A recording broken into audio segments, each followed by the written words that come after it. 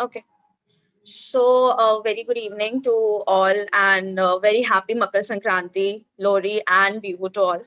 So, today we at Sustain and Save are very proud to have with us a technocrat and agriculturist, CEO of Nitin Enterprises, Mr. Nitin V. Sardesai, sir, with us, who is an entrepreneur and organic farming enthusiast whose personal milestones are very less to start with. So it includes running a sustainable farm using purely organic farming methods and harnessing the land using purely organic means.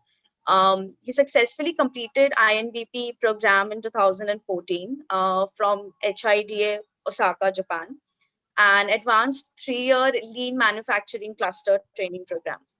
So I, Elora Ghosh, member of Sustain and Save and an organic farming enthusiast, would love to welcome Sir on this session of Knowledge Series. Before we begin, I would like to introduce Sir and all of us what Sustain and Save is all about. So Sustain and Save is one-stop sustainability created by Indians for the world. We at Sustain and Save believe in creating corporate impact by bridging the gap and connecting green products and service companies in India across the world. So we wish to move towards reverse logistics, focusing on waste to be used in a better way. So started on 22nd of April 2020 on the Earth Day by the Shroff sisters, Pranati and Ankita, who are both entrepreneurs and completed their diploma from Swedish Institute in Responsible Leadership and Sustainable Business. Today, we have a team of 400 plus young change makers from all across India, Singapore, UK, and America. In less than 6 months, we have collaborated with many companies and government organizations through various e-panel discussions or awareness programs. So we have had the opportunity to collaborate with IKEA, Swedish government, CII, IGBC, and onboarded about 20 plus companies in sustainability as our channel partners. So our topic for the November month was based on Tetra Pak to make recycled products. Our topics for this month have been quite an interesting, which focused on vision to build a community through education, food accessibility, and by bringing in a model of organic urban farming with sustainable agricultural techniques. So, so I would like to welcome Nitin sir, and we'll leave the floor to Nitin sir now to continue with his knowledge series. Thank you. Thanks, Elora. Thank you for the welcoming words, and my congratulations to the entire team at Sustain and Save for such a socially relevant initiative. And I will start my session now. I'm going to take the listeners through a brief presentation, and in this presentation, I'll be talking about my experience sharing. So,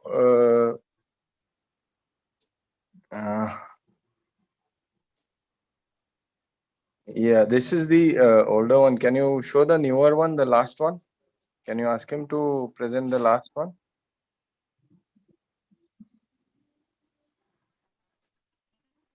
The one with the green background.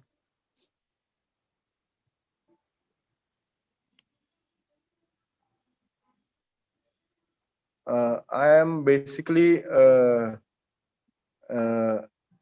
an entrepreneur, and by qualification, I am an engineer, and by experience, I am an industrialist, and by hobby, I am an agriculturist. At heart, I am an agriculturist. My family always had a green thumb. I learned the ropes of gardening from my mother, who is a big green thumb. From the last 30-40 years, she has been in the Pune circuit, winning balcony garden competitions and flower arrangement competitions, and she is very active in that circuit. So I got this from her. uh, I run my own industry of CNC machining for the last 30 years. We make components for automobile and engineering industries. So basically, we are a polluting kind of industry per se. But even in our industry, we are conscious about uh, how much pollution we create, how we create it, how can we restrict ourselves to it.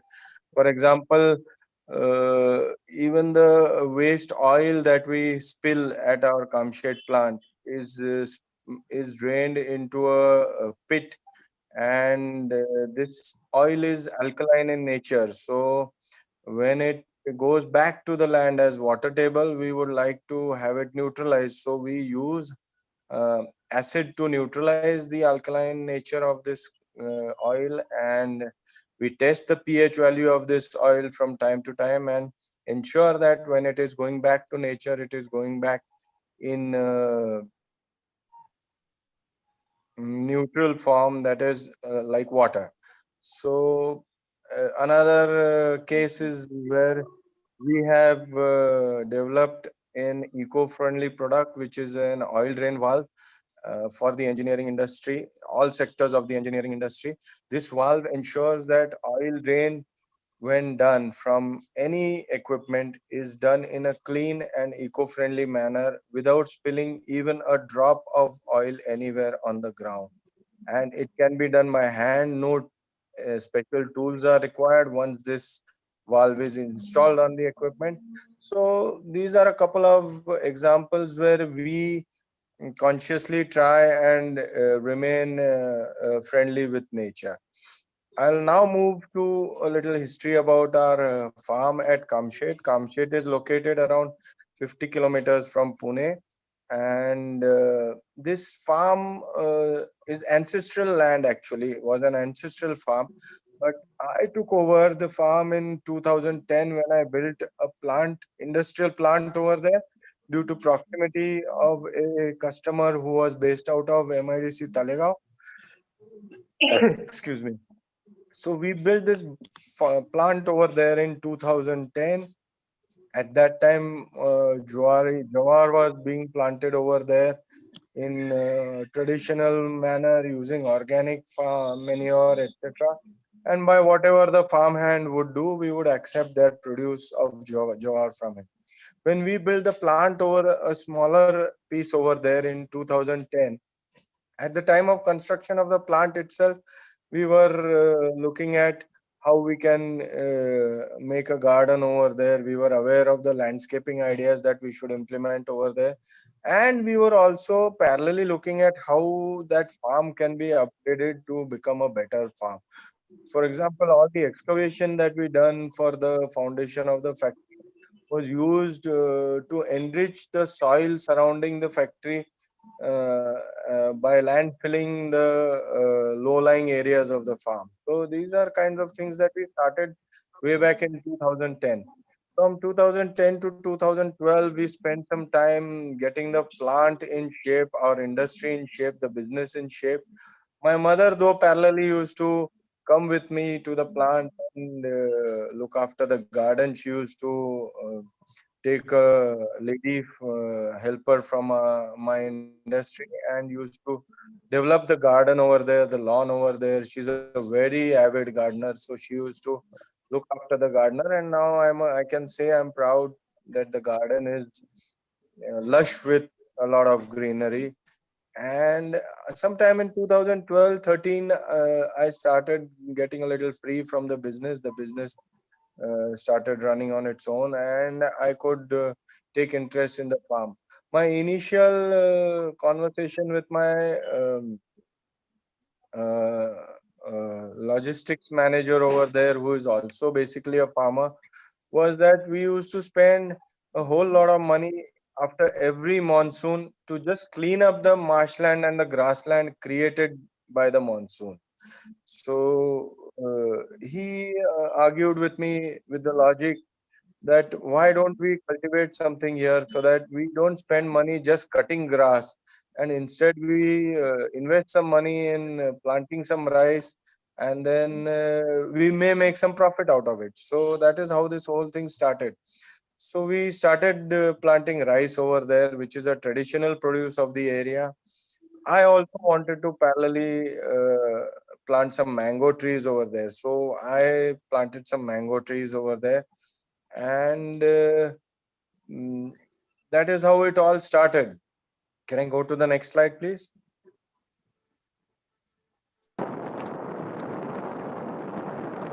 As far as vegetable farming is concerned, it all starts with the young saplings. I make efforts to see that I buy organically uh, manured seeds for the sapling, and every season, once the monsoon gets over, it's vegetable season, Rabi season time. That is when I have to go out and purchase saplings. I go to various nurseries in Alandi, Chakan, right up to Narayangao and Talegaon to procure these saplings. And this is a photo of those saplings.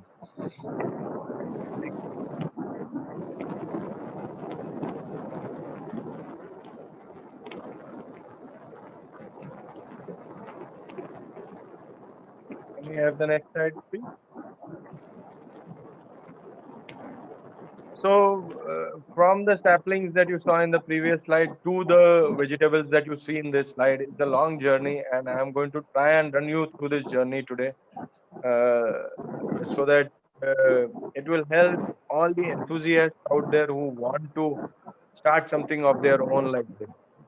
On the left, you can see that our farmers, yeah. So, that's okay.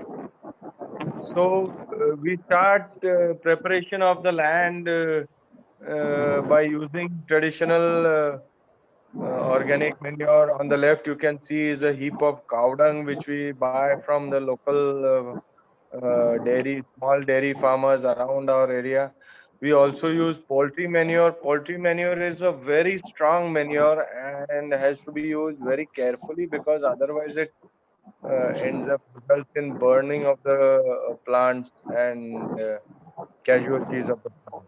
On the right, on the top, is a photograph of a new and innovative manure that has come to the fore recently. This is called Jivamrut. This is made from cow urine, which in Hindi or Marathi is called Gomutra, and cow dung, which is called Shen in Marathi, and jaggery and besan in some fixed proportion. These are mixed together in a 200-liter barrel, and then the barrel is topped up with water. And the solution thus created is fermented for around 15 days with daily stirring. At the end of the 15 days, this becomes a rich microbial solution, which is called Jivamrut. This Jivamrut can be used either in spray form on plants, and or it can be used through watering of the plants. This Jivamrut is very helpful for the plants. One can notice the difference in the health of the plants once this Jivamrut is used. So we do not use urea, we do not use any chemical fertilizer, and we are totally organic using these. We can we go to the next slide, please? So this is a photograph of our rice season. So rice is traditionally planted uh, in June or July, depending on the condition of that year's monsoon. And we do Indrayani rice, we do Ambemor rice. Kamshet is considered the rice hub of Maharashtra, and a rice bowl of Maharashtra, they call it. And Indrayani and Ambemor are two species which are very popular from this region. So the photos show the photo on the left shows the rice harvest, ready for harvest. Then the next photo shows it harvested, and the photograph after that shows the rice in duly packed condition. We also have a sample photograph showing some the quality of the rice that we harvest over there, and This rice is then sold to currently more or less family and friends in and around Pune. We do a little bit of marketing through Instagram and WhatsApp, the various groups on WhatsApp and our Instagram also. Our photos and posts on Instagram also help us to sell this rice. Can we go to the next?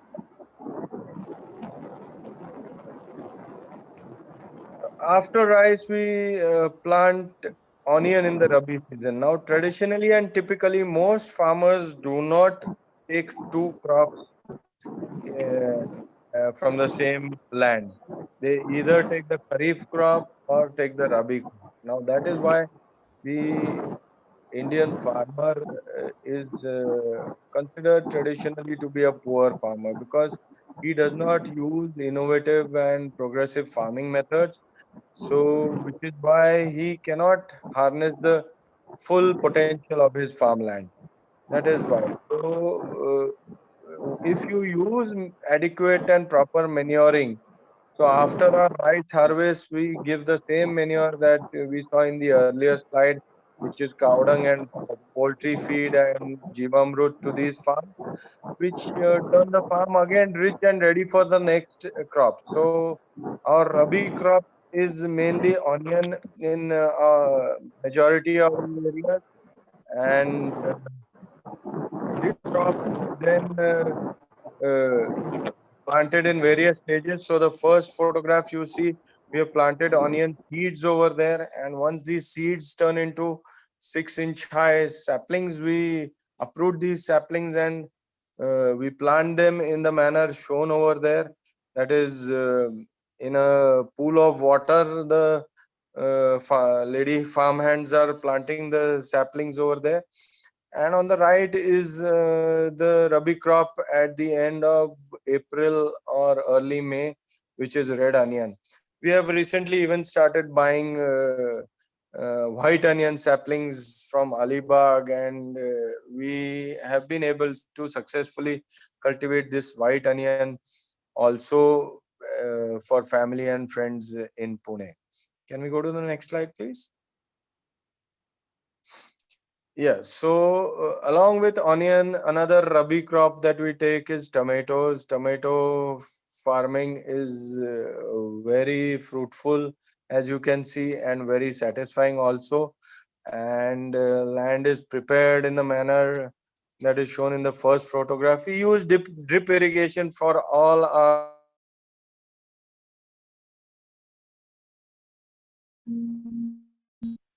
uh, this is the first photograph shows a preparation of the drip irrigation.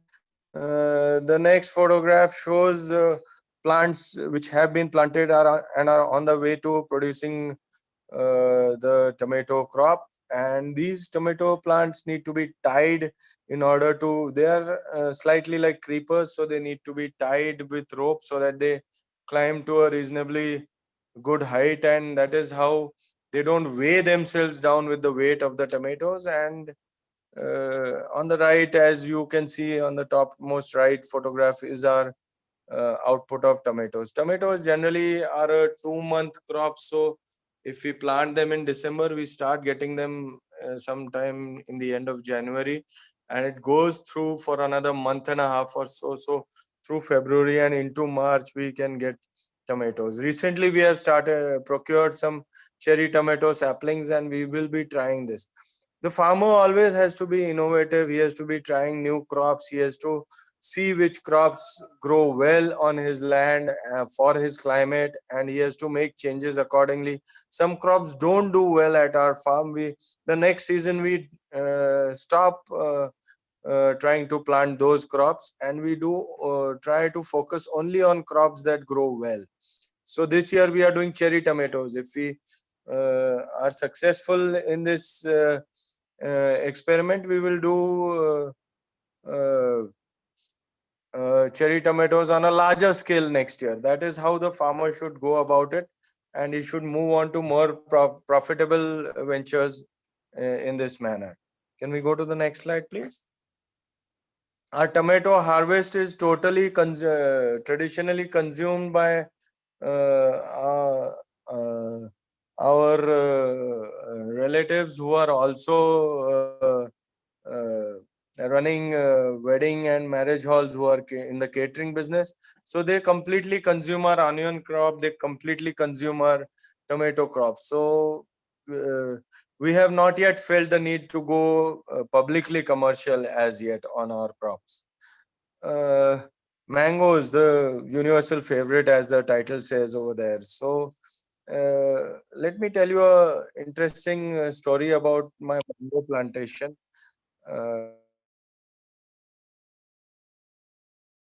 Mangoes, sometime in 2013, I planted about 25 to 30 saplings of mangoes. Now, Kamshet is not mango land actually, traditionally. Kamshet, the climate, the soil, mangoes are generally, as we all know, coming from the Konkan area. So, a farmer has to work against the climatic conditions to plant mangoes.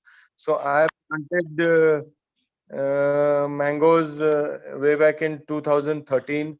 The first round of 25 to 30 saplings were planted. The next month, they were planted sometime in November or December. In the monsoon of 2014, the area where we planted mangoes was full of water. There was waterlogging in that plot of farmland. So, sometime around August and September, these mango saplings started rotting. So, we could salvage out of 25 or 30 mangoes, only about 10 mangoes survived that year.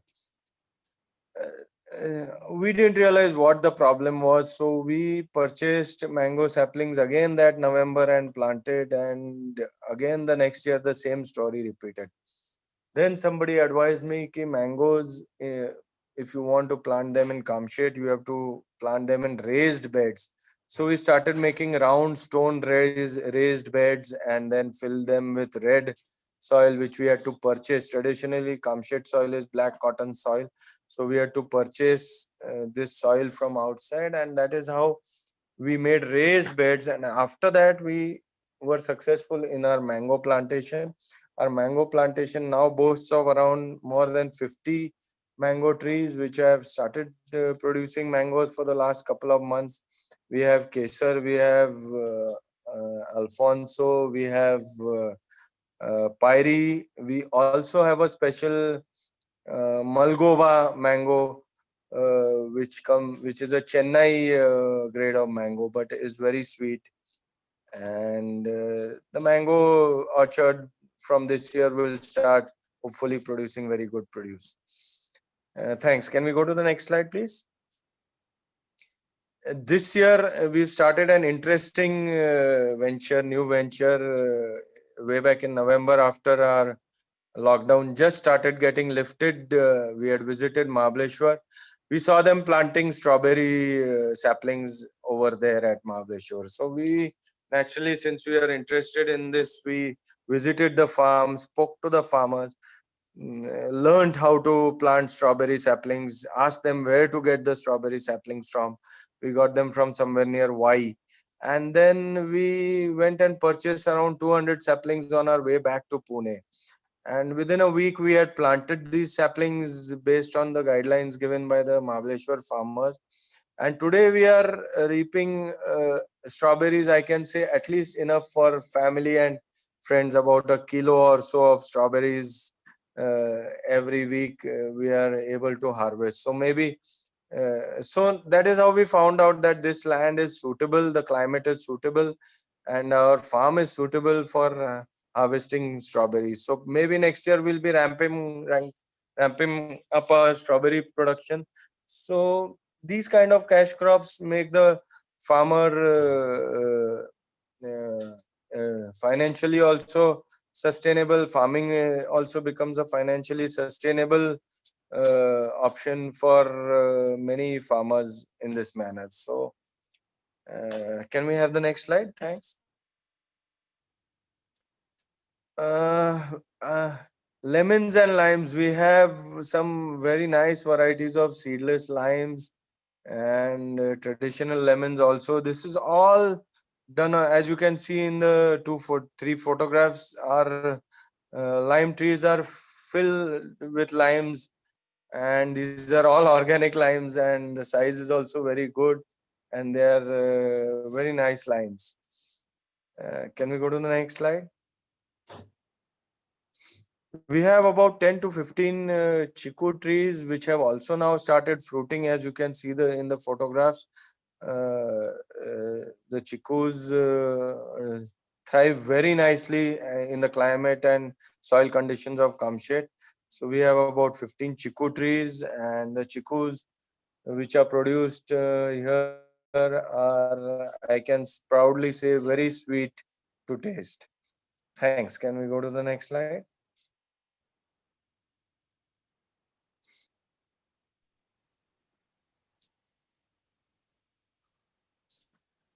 Hello, yeah. So, another initiative that I wanted to talk about was for the urban farming enthusiast. There is the option of home composting. All our home kitchen waste, all our home garden waste can be converted into compost very successfully and very easily.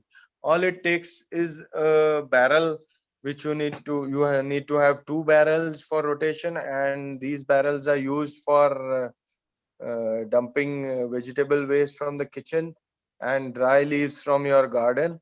If these are mixed properly and are aerated properly, then this makes very rich home compost manure also. This is the urban farming enthusiast must. I insist that each one of us must start this. I have two 200-liter compost barrels in my house in Pune, which I use in my garden. We have a bungalow, small bungalow. We use these around in and around our garden in Pune, and the excess manure that is left over, we take to our Kamshet farm and use it over there. So that was all from my side, two bits. So I would now welcome any questions that our audience may have, or you people may have. I would gladly answer your questions. Thanks. Thank you, sir. Thank you so much. It was amazing to know certain. I mean, I myself being organic farming enthusiast, and I love to know about different kinds of plants which can be cultivated. But me as a young architect, and I'm pursuing urban planning now. I always feel there's certain level of a motivation which is always required. So what is that one thing which motivates you to practice such amazing thing of sustainable practice which you're doing? Well, the motivation, I must say, comes from either getting a successful plant, even a flower that blooms is a hell of a lot of motivation, because you put in considerable effort. It's just the first time that it takes a lot of effort to go and buy that plant or plant it yourself. Or nowadays, YouTube offers such good videos where complete guides are there for urban enthusiasts to start their own garden, home garden. It's much easier than when we were kids and we started doing this.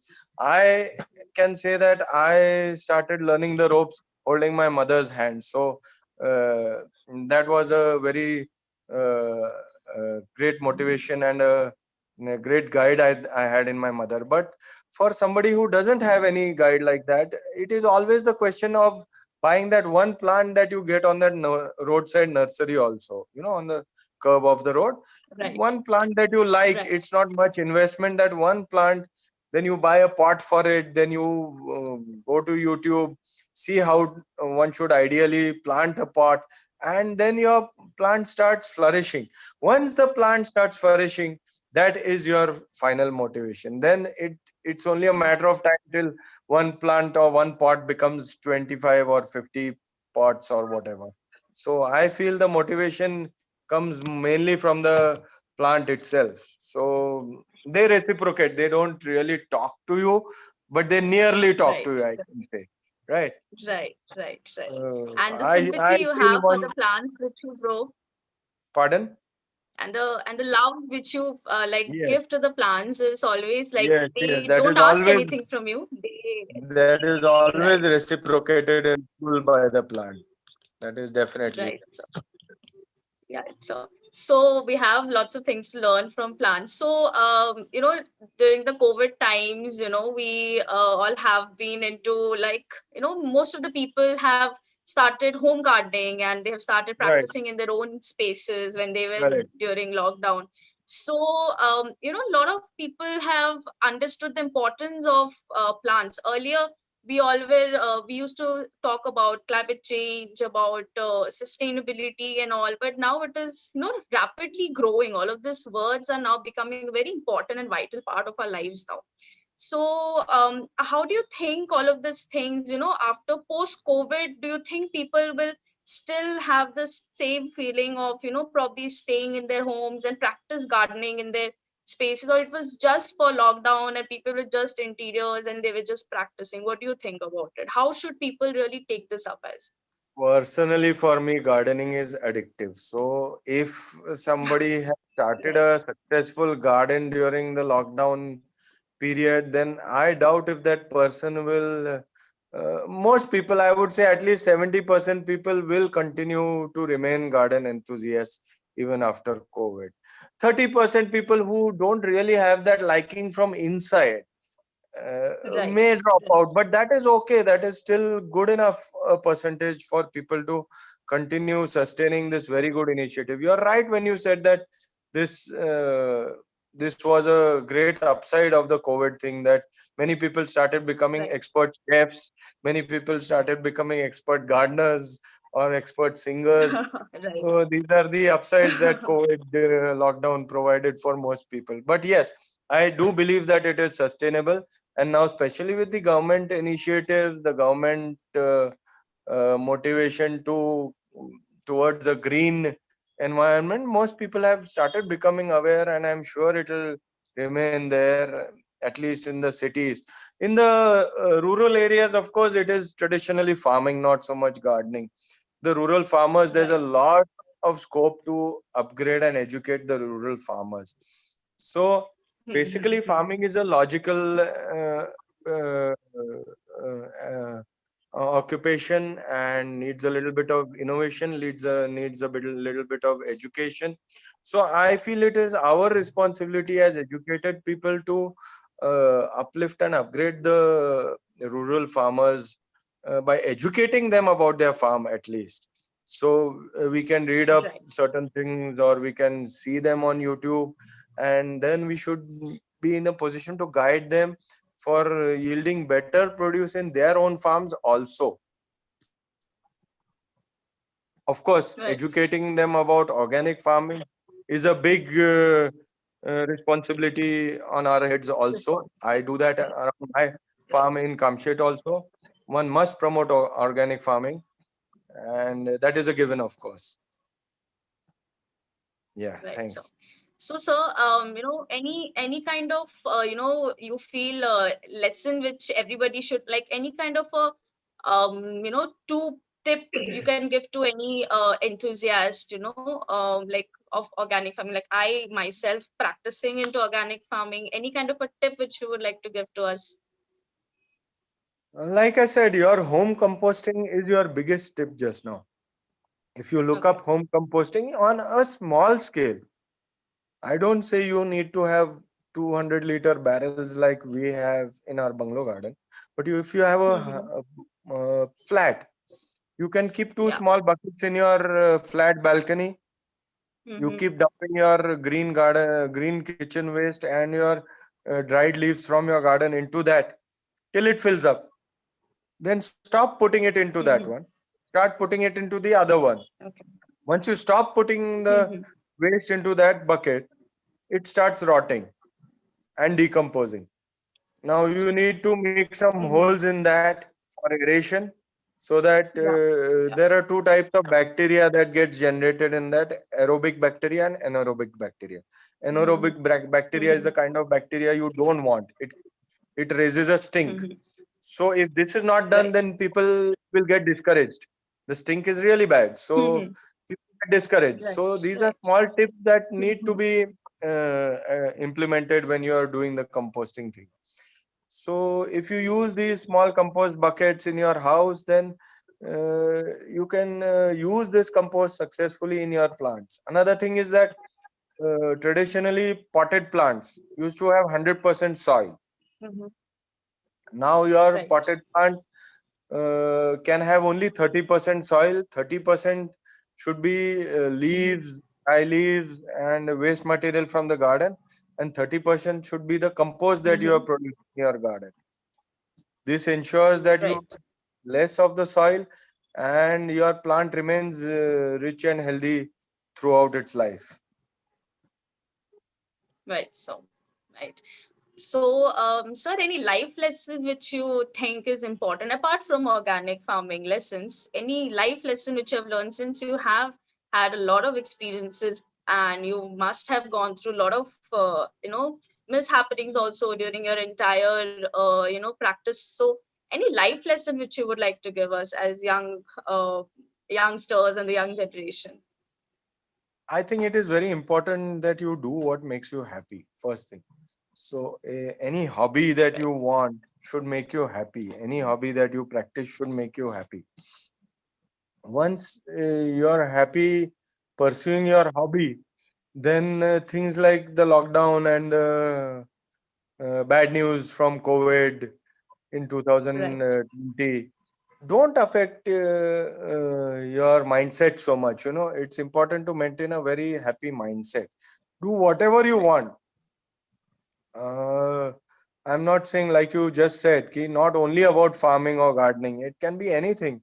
You can be a Right. musician, you can be a painter, you can mm, there are 50 hobbies that I can name off the top of my head just now. But anything that one does should make him happy, firstly. And secondly, as far as your job is concerned, you should do it with utmost sincerity. So when I'm on my engineering job, I don't think so much about my farm. But when I'm over there, I don't think about my engineering job. So Right. you have to give your 100% to whatever you are doing. I think a half-hearted effort in anything does not Right. result in good yields, and then that person starts becoming unhappy about that hobby also. So that is one of the key takeaways I personally got from this whole COVID lockdown thing, I can say. Right, sir. Right, sir.